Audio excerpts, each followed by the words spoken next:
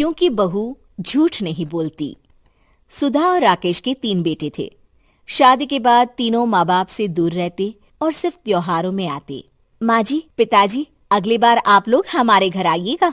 अरे नहीं बहू, सब यही आ जाते हैं तो घर खिला खिला लगता है। हाँ बहू, तू हमेशा बुलाती है तो जरूर आएंगे तेरे पास भी। हाँ हाँ, दीदी का घर बड़ा जो है, सब कुछ आपने शादी के बाद दीदी को ही तो दे दिया था। हमें भी दिया होता तो हम भी बड़ा घर लेते।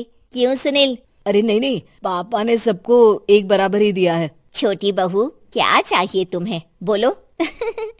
वो आपके सोने की चेन वाली घड़ी है ना, वो अगर आप मुझे, तभी वहाँ मजली बहू भी आ जाती है। और मुझे ना आपका मंगलसूत्र कितना लंबा, सुंदर और भारी भी है।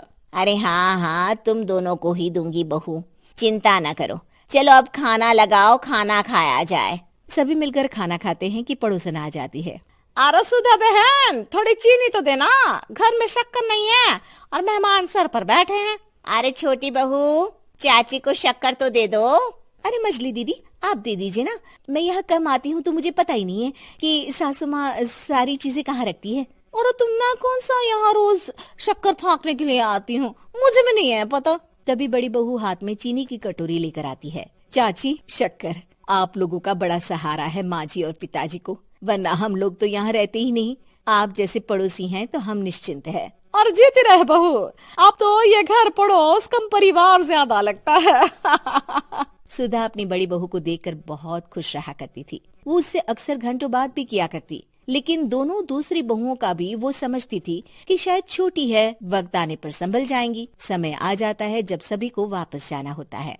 माँ जी, हम लोगों की फ्लाइट पहले है, हमें इजाजत दे। वो सास के गले लगकर चली जाती है। थोड़ी देर बाद छोटी बहू कहती है, माँ जी, मैं ना ये सोफे के कवर और चादरें ले जा रही हूँ, यहाँ तो ऐसी ही पड़ी रहेंगी। हाँ हाँ बहू, ले जा।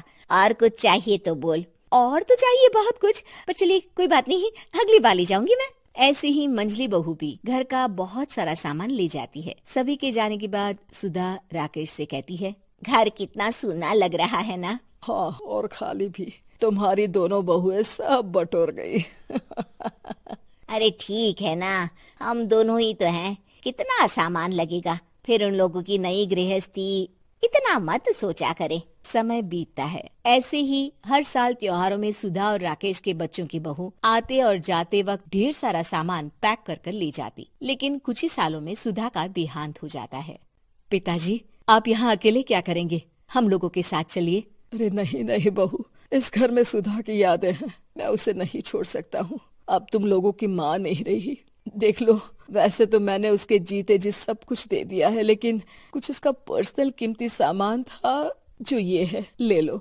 सामान में होती है एक घड़ी और एक मंगलसूत्र। माँ जी ने कहा था कि वो ये घड़ी मुझे देंगी। हाँ हाँ, पिताजी, माँ ने सबके सामने ये घड़ी सरिता को देने के लिए कहा था। उठा लो सरिता माँ की घड़ी। अब क्या था, छोटी बहू फट से घड़ी उठा लेती है। और पिताजी, ये मंगलसूत्र तो माँ ने मुझे ही देने को कहा था, याद है ना? वो सभी की ओर इशारा करती है।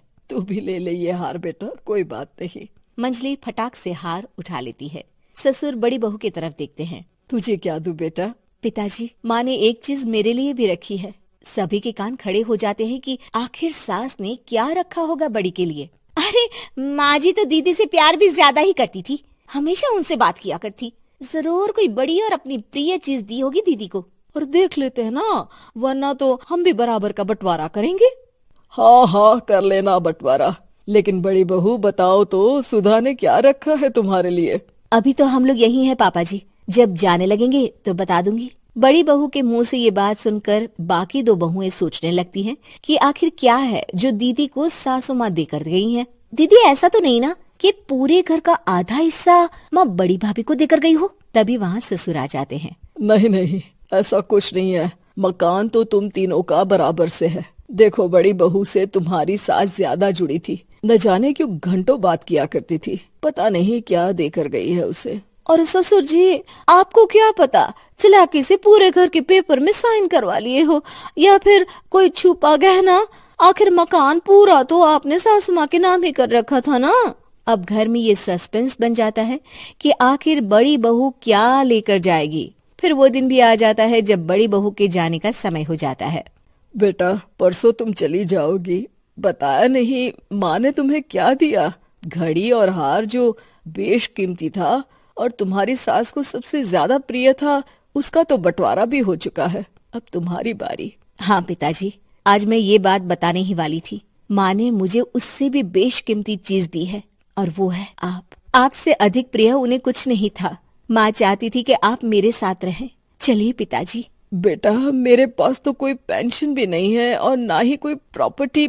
लेकिन आपके पास संस्कार है पिताजी, जो मेरे बच्चे आपसे लेंगे, तो आपको ले जाने पर स्वार्थ ही है मेरा। चलिए ना पापा। सभी के सामने पिताजी बड़ी बहू और बेटे के साथ उनके घर चले जाते हैं।